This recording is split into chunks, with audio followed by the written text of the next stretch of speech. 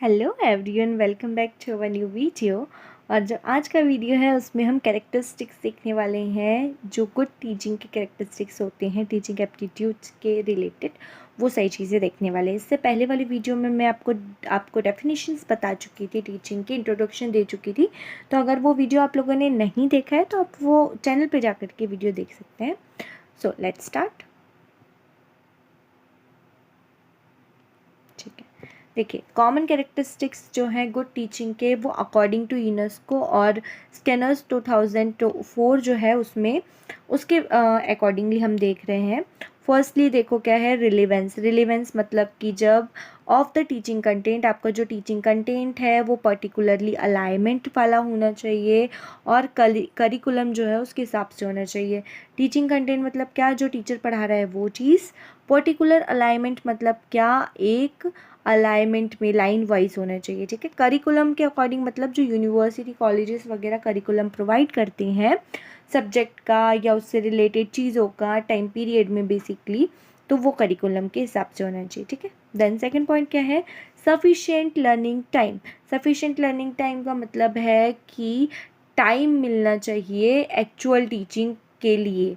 ठीक है, जैसे कि ऑफिशियल आवर्स जो हैं वो सेट होना चाहिए वो करिकुलम के अंदर। जैसे बेसिकली 45 से लेकर के 50 मिनट्स तक के लेक्चर्स जो होते हैं मैक्सिमम ये होते हैं। ठीक है, इससे जो है कम नहीं होना चाहिए, कम होगा तो टीचर जो है वो अच्छे से एक्सप्लेन नहीं कर पाएगा, और अगर ज़्यादा होगा तो बच्चे बोर होने लग जाएंगे तो उन्हें समझ नहीं आएगा। That's why sufficient learning time होना चाहिए। ठीक है, then structure teaching. Structure teaching का क्या मतलब होता है, जो लर्नर्स है उनके इंगेजमेंट होने चाहिए टीचिंग में। मतलब जो आप पढ़ा रहे हो वो बच्चे को समझ में आना चाहिए, उसके अंडरस्टैंडिंग बेटर होना चाहिए। जो आप देख रहे हो कोई मॉनिटर्ड चीज़ पे, तो उसको समझ में आना चाहिए। देन उसका फीडबैक लेना चाहिए, और उसके बाद में अगर आपकी कोई मिस्टेक है, टीचर की कोई मिस्टेक है, तो आप लोगों को सुधारनी चाहिए। ठीक है, देन रेगुलरली आपको ये चीज़ें यहाँ पर करनी होती है। ठीक है, देन उसके बाद है अ कंडक्टिव क्लासरूम एनवायरनमेंट। क्लासरूम का एनवायरनमेंट बेसिकली सिर्फ साइलेंट नहीं होना चाहिए, उसके साथ साथ टास्क ओरिएंटेड क्लाइमेट होना चाहिए। बच्चे को अगर कोई टास्क दिया जाए तो वो कंप्लीटली कर सके। ठीक है, और उसके साथ साथ रिस्पेक्ट होना चाहिए between the student and teacher. Teacher को स्टूडेंट की रिस्पेक्ट करनी चाहिए और स्टूडेंट को टीचर की रिस्पेक्ट करनी चाहिए। ठीक है, और जो क्लासरूम है वो वहाँ पर आपको सेफ्टी प्रोवाइड होना चाहिए। ठीक है, स्टूडेंट को सेफ फील होना चाहिए आर्ग्यूमेंट्स करने में। ठीक है, देन उसके बाद में आता है सब्जेक्ट मैटर मास्टरी और वर्बल इंटेलिजेंस।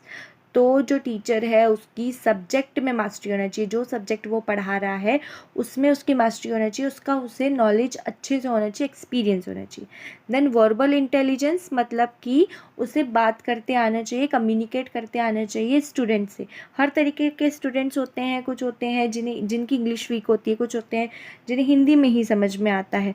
ठीक है, तो अलग अलग टाइप के स्टूडेंट्स के लिए अलग अलग लैंग्वेज का यूज़ आप कर सकते हो। इमोशनली आपको बच्चों को क्या करना है, कंपेटेबल बनाना है। ठीक है, वर्बली उसको इंटेलिजेंट बनाना है। ठीक है, देन इससे आपको क्या होता है, अगर आप जितना अच्छे से बताते हो, बोल करके चीज़ें कम्युनिकेट करते हो, तो आपको मोटिवेशन आता है। ओके, देन उसके बाद में है अडेप्टेबिलिटी इन कॉन्टेक्स्ट। तो कॉन्टेक्स्ट में अवेबिलिटी होना चाहिए, अडेप्टेबिलिटी होना चाहिए, मतलब कि जो कंटेंट है वो स्ट्रक्चर्ड होना चाहिए। ठीक है, context of the teaching and learning, दोनों का, टीचिंग और लर्निंग दोनों का। ठीक है, नेशनल सिचुएशन में। ओके, और उसके साथ साथ जो स्टूडेंट है वो उसके जो कैरेक्टरिस्टिक्स है, बेसिकली स्टूडेंट मतलब जो लर्नर के कैरेक्टरिस्टिक्स है वो हम आगे जाके पढ़ेंगे। टीचिंग में अभी बेसिकली हम टीचर्स के कैरेक्टरिस्टिक्स देख रहे हैं, तो गुड टीचर्स कैसे होते हैं, तो उसको सब्जेक्ट में पहले बात तो नॉलेज होना चाहिए। ठीक है, सब्जेक्ट का नॉलेज होना चाहिए, और उसके साथ साथ नॉलेज के साथ साथ उसे एक्सपीरियंस होना चाहिए, और उसके साथ साथ उसे इंटरेस्ट होना चाहिए कि वो बच्चों को और इंटरेस्टली चीज़ें पढ़ा पाए। अगर इंटरेस्ट नहीं होगा तो वो बोरियत हो जाएगा लेक्चर। ठीक है, सो देखो आज के लेक्चर में इतना ही है। बाकी मैंने एमसीक्यूज़ जो हैं वो ऐड करे हैं, ताकि आप रोज़ एमसीक्यूज़ पढ़ोगे तो आप लोगों को हैबिचुअल हो जाएगा, और कुछ एमसीक्यूज़ जो होंगे इंपॉर्टेंट भी हो जाएंगे आपके लिए। फर्स्ट MCQ दे रखा है, a teacher in the class should keep the pitch of his voice. Teacher को क्लास के अंदर अपनी वॉइस की पिच कैसी रखनी चाहिए, high enough, moderate, low, sometimes low and sometimes high. तो इसका आंसर क्या आना चाहिए, मॉडरेट। ऑब्वियसली मॉडरेट, क्योंकि टीचर को कभी कभी क्या होता है, ज़ोर से भी बोलना होता है और धीरे भी बोलना होता है, ठीक है।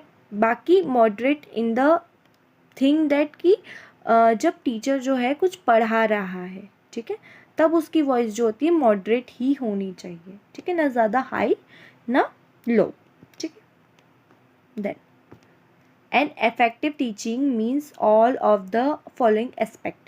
A teacher teaches with the enthusiasm. A teacher finds a fault in his student. A teacher is interested in making a subject matter understood rather than the completing the course. A teacher puts emphasis more than the teaching than the class control.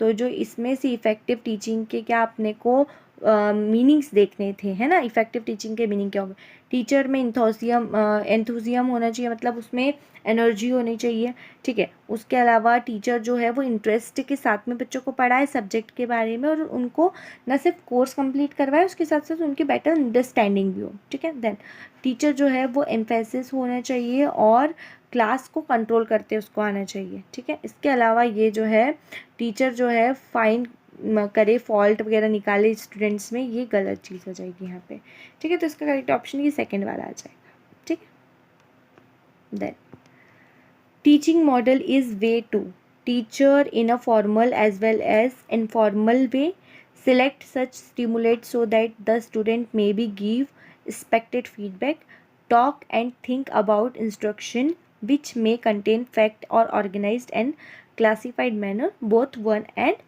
2। तो इसका correct option जो आएगा आपका both 1 and 2 आएगा। Teacher जो होता है formal और इनफॉर्मल वे दोनों में फ्रेंड एज अ फ्रेंड भी बात करना चाहिए, एज अ टीचर भी उससे बात करना चाहिए टाइम पर, ठीक है। और स्टिमुलेट्स मतलब एक आर्टिफिशियल इन्वायरमेंट क्रिएट करना चाहिए, स्टूडेंट्स से हमेशा फीडबैक लेना चाहिए, अपनी टीचिंग को हमेशा सुधारना चाहिए, ठीक है। सो आज की वीडियो में बस इतना ही, जल्दी हम नेक्स्ट वीडियो में मिलेंगे। अगर आपको ये वीडियो अच्छा लगा हो तो प्लीज़ प्लीज़ प्लीज़ अपने फ्रेंड्स के साथ में ज़रूर से इसे शेयर कर दीजिएगा, लाइक कर दीजिएगा और कमेंट करना नहीं भूलिएगा। आपको कोई सा पार्ट जो है वो अगर पढ़ना है टीचिंग का, तो आप जो है वो कमेंट करके बता सकते हो। Okay, thank you, thanks for watching.